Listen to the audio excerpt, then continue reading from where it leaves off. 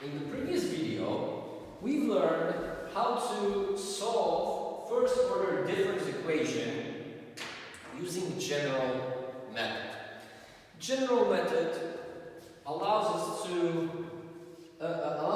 to find both particular solution and complementary function in quite an easy way. However, this is not the end of the story. We remember, of course, that particular solution represents our equilibrium solution. And the complementary function represents what happens when the system or variable is thrown out of equilibrium. So the next topic is obviously dynamic stability of equilibrium. In case of first order difference equation, and we know that this dynamic stability relies solely on the behavior of the complementary function. Okay, so let's summarize what we already have. The complementary function has got a form of yc equals abt. We will be assuming that a is 1, just to make things simple and very visible. And look what we get. In this case, bt simply represents deviation from equilibrium. As it turns out, in case of first order difference equations, we can distinguish between 7 different possible cases of the time path of complementary function. So actually, there are 7 different manners in which variable can go back to equilibrium, can get away from the equilibrium, and here is when new things are starting to appear. Okay, so let's summarize all of those possible cases. Look, I divided this table into these 7 different cases, and what I want you to remember, look, because we defined a to be 1, the value of the expression bt is telling us how far we are out of equilibrium if there was a shock that threw out a given variable away from this equilibrium. Okay, and let's consider first case. So, in case number 1, we are assuming that b that we got is bigger than 0. So, of course, absolute value of b is also bigger than 0. And here we've got an example. It would be if our b would be 2. So, negative a is 2, which means a is 2. And in this case, let's see what happens as time progresses. Well, we see that in the first period, we are still just 1 away from the equilibrium, but then we are 2 away, 4 away, 8 away, 16 away, 32 units away from equilibrium. So you see, we get that if b is bigger than 0, we will have divergence, right? Because we are moving further and further away from equilibrium. Okay, now what if it happens to be that our b is exactly 1? Then, of course, absolute value of b is 1, and this is the case that we get. So, what are we getting here? We get 1, 1, 1, 1, 1, and 1. So even after 5 periods, we are still 1 unit away from equilibrium. So look, it means that once the system was thrown out of the equilibrium, it always stays this constant amount, 1, away from the equilibrium. Okay, so what if b is between 0 and 1? So absolute value of b is, of course, also lower than 1. Sorry, here is 1 and here should be 1. And the example is, for example, 1 over 2 to the power of t. What do we see over here? First, we are 1 away, then just 1 over 2, 1 over 4, 1 over 8, 1 over 16, 1 over 32. We clearly see that as time progresses, this expression becomes smaller and smaller and smaller, goes to 0, and we get convergence. Okay, now we've got a case with b equal to 0. And this is very, of course, here absolute value is 0 and the example is 0 to t. Here we always have a problem with first expression because it's 0 to the power of 0, and it is, let's just say, unclear whether this is actually 1 or 0. But let's be intact with your book and let's assume it is 0. Although there's a very interesting video about this phenomenon. I'm gonna give you the link to it in the description of the video. Okay, and look, so here, doesn't matter how long or how short the time span then, we are always at the equilibrium. Always. So here we have a case where we definitely have a stable equilibrium, we have no convergence, divergence, we are just in equilibrium. Okay, and look, in all these 4 cases, our B was non-negative. And actually, once we allow B to be negative, we will observe a phenomenon called oscillation. And what do I mean by that? Let's actually start now from the bottom. So let's just say that B is lower than negative 1. Absolute value of B is bigger than 1. Example, negative 2 to the power of t. Negative 2 to the power of t to the power of 0 is 1. But then to the power of 1 is negative 2. To the power of 2 is 4. To the power of 3 it's negative 8. To the power of 4 it's 16. And then negative 32. Look what is happening over here. Look, I already want to tell you that the graphs for each of these time paths I'm going to demonstrate in the next video. I just want you to realize the possibilities and the behavior that we see over here. Okay, so look, what has happened over here that we've never seen before?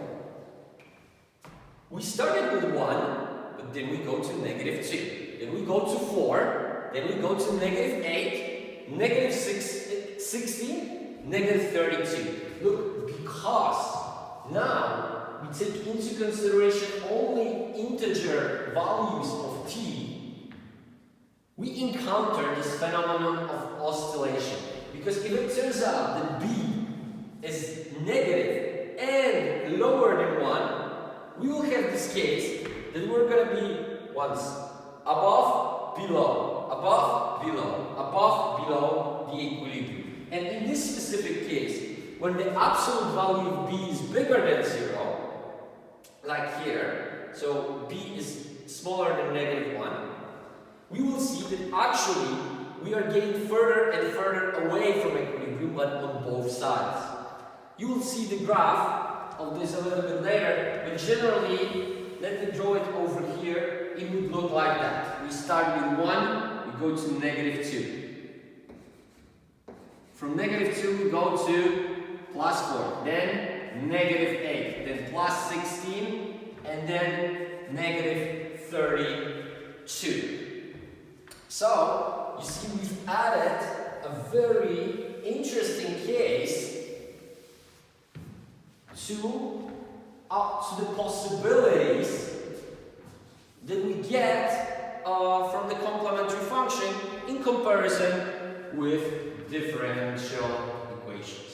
Okay, and now look, what would happen now if b would be between -1 and 0? So absolute value of b is below 1, and here we've got example -1 over 2. Again, we start with 1, then we've got -1 over 2, 1 over 4, -1 over 8, 1 over 16, 1 over 32. Okay, look, again, we see oscillations. Oscillations that you see over here, however, are converging to equilibrium. Because look, we are 1 above equilibrium, 1 over 2 below, 1 over 4 above, 1 over 8 below, 1 over 16 above, 1 over 32 below. So as time progresses, we are oscillating around equilibrium, but we are getting closer and closer to it. Okay, in the final case, b being -1, we've got 1, -1, 1, -1, 1, -1. And look, here is again case of oscillation. And in the case of oscillation, the specific case of oscillation, when we have constant amplitude of oscillation, we are going like 1, -1, 1, -1. So here again we have non-convergent time path, near divergent but non-convergent. So this is dynamically unstable, but once we are thrown out of the equilibrium, we are simply oscillating around it at the same point. And look, everything that we said can be summarized as it is over here. Look, first phenomenon that we should notice is oscillation. So look what we've got over here.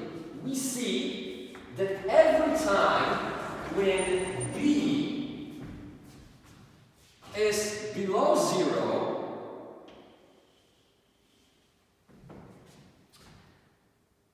we will have oscillations, right? So I hope you can see that actually every time when b is below 0, we will observe this phenomenon of going above equilibrium and dropping below. And by the same token, every time when b is positive, we are not going to see the phenomenon of oscillation. We will be just moving closer or further away from the equilibrium just from one side. Okay, look, what is the most important to us is usually to know whether time path is convergent or divergent. So whether we have dynamically stable equilibrium or not. And look, here, actually, in order to divide those two cases, we just need to look at absolute values. And look, every time when absolute value of b is below 1, we will have time path exhibiting convergence, right? It can be as here, that when we are moving towards the equilibrium from one side, or as here, when the time path is a little bit oscillatory, but it still moves towards equilibrium. Look, on the other hand, okay, I'm going to use a different color, not over here. If absolute value of b is bigger than 0, so it's so b, is either above 1 or below -1, like here and here, we will see divergence. Either non-oscillatory or oscillatory divergence. Okay, and this brings us to our three special cases. And let's start with b equal to 0. Look, if b is equal to 0, we've got this nice case that we've discussed. This is stable equilibrium. We don't see any oscillation. We don't see either divergence or convergence. We are always remaining at equilibrium. And finally, we have the two special cases with b equal to 1, yeah, and b equal to negative.